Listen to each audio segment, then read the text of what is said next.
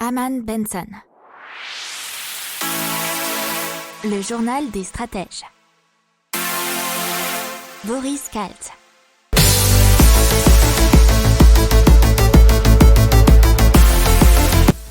Bonjour à tous et bienvenue dans le journal des stratèges pour une revue de l'actualité éco-tech et impact du jour. Avec à la une, on va vous parler de l'assurance vie et de l'OCDE qui réclame de supprimer ses avantages.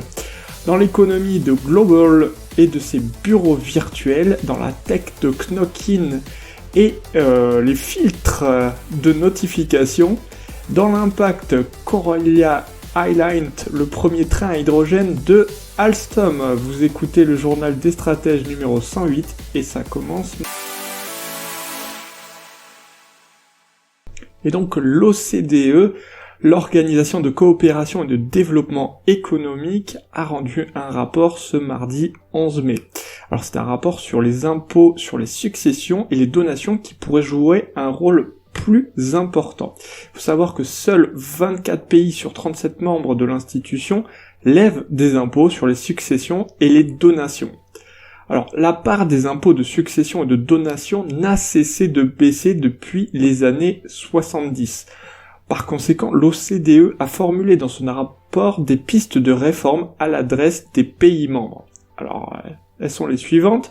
Taxer les transmissions de patrimoine à l'échelle d'une vie, recourir à un impôt sur le patrimoine avec un barème progressif, rapprocher les taux d'imposition entre parents proches et éloignés, exonérer de droits de succession des petits patrimoines, encourager les donations aux jeunes générations, réduire les montants des abattements si leur durée de rotation est courte, supprimer les avantages de l'assurance vie. Effectivement, puisque l'OCDE n'est guère convaincue par le traitement fiscal préférentiel accordé aux contrats d'assurance vie qui bénéficient d'avantages aux ménages aisés selon eux. Et pour terminer, ils veulent améliorer l'information du grand public sur ces impôts.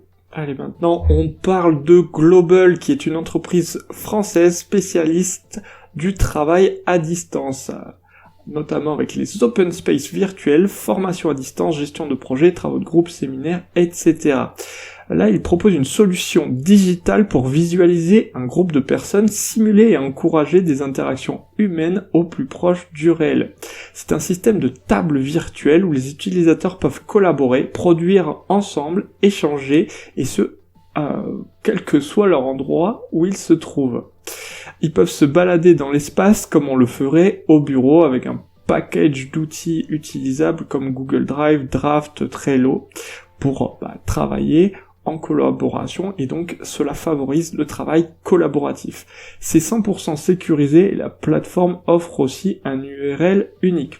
Alors ces fonctionnalités uniques et brevetées ont été développées pour reproduire virtuellement les repères et habitudes de la vie réelle. Ils sont basés à Lyon, ils ont 20 salariés et ils ont multiplié par 7 leur chiffre d'affaires en 2020. Et on parle maintenant d'une application qui filtre et trie les notifications et ça s'appelle Knock-in.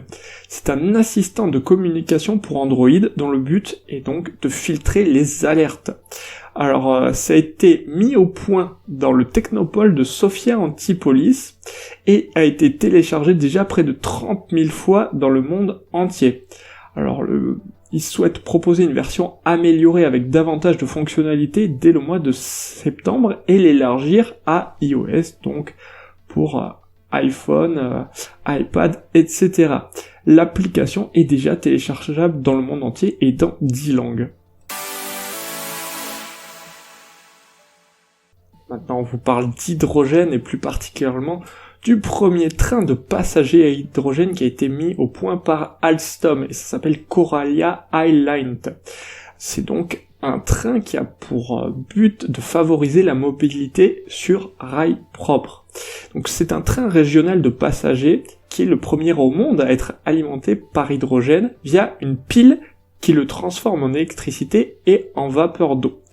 Alors il est déjà en service en Allemagne depuis 2018, mais il devrait avoir sa déclinaison française à partir de 2023 avec de premiers tests d'un train bimode hydrogène et électrique. Alors le train devrait être entré en service définitivement dans l'Hexagone en 2025.